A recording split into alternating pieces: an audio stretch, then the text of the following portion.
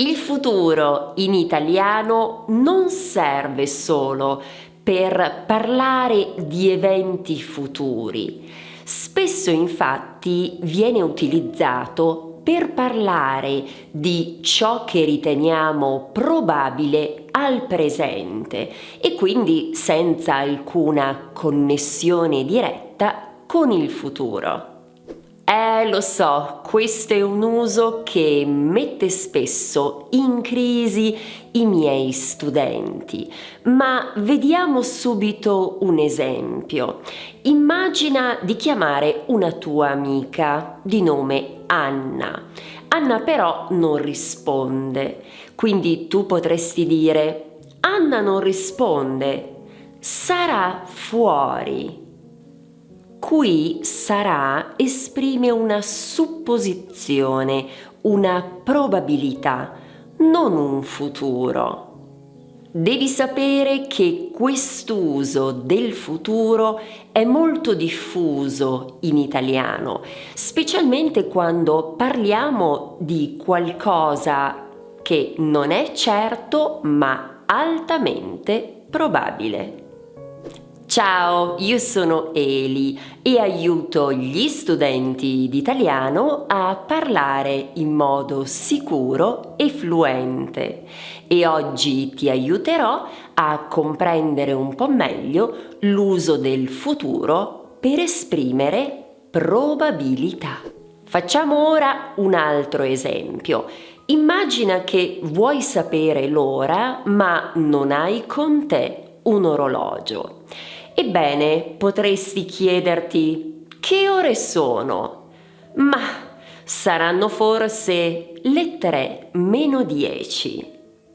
Anche qui il futuro è usato per fare una supposizione, in questo caso sull'ora attuale. E se ti chiedessi quali sono i 100 verbi più importanti in italiano, me lo sapresti dire?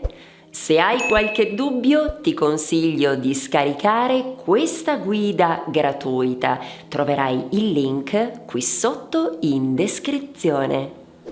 Se vedi una macchina molto costosa, potresti commentare: che bella macchina! Costerà un occhio della testa. Anche in questo caso costerà non indica un costo futuro, ma un'ipotesi sul costo attuale. Tra l'altro ricorda che costare un occhio della testa significa che qualcosa costa tanto, quindi si tratta di un qualcosa di molto costoso. Ricorda che l'uso del futuro per esprimere probabilità vale anche per il passato. Vediamo subito un esempio. Cerchi Marco, vai a casa sua ma non c'è, non risponde al campanello. Ebbene, potresti dire: Marco non c'è, sarà uscito. Qui sarà uscito indica che pensi che Marco probabilmente sia uscito.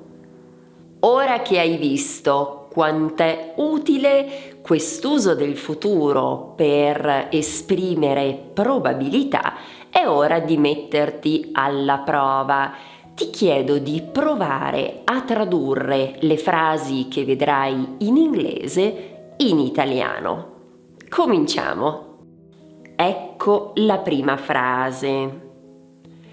In italiano sarebbe: chi sarà alla porta? Sarà mia madre. Se vedi che hai bisogno di più tempo, naturalmente ti invito a fermare il video, ma continuiamo. Ecco la frase. In italiano si traduce così: non posso trovare il mio libro, l'avrà Carlo. Terza frase, eccola qui. Anna non risponde, sarà fuori. Numero 4. La frase diventa: che ore sono? saranno le 3 meno 10. Ed eccoci alla quinta frase. Sta suonando il telefono. Chi sarà? Sarà Davide. E se sei arrivato o arrivata fino a qui, ti chiedo di scrivere occhi qui sotto. Oggi abbiamo parlato di un uso particolare del futuro, ma naturalmente la funzione principale è quella di indicare azioni che avverranno in un momento successivo. Se hai dei dubbi sulla formazione o magari se vuoi conoscere quali sono gli errori più frequenti con questo tempo verbale, il prossimo passo è quello di cliccare qui. Trasforma il tuo sogno italiano in realtà. Grazie dell'attenzione. Ci vediamo sempre qui su Italiano con Eli.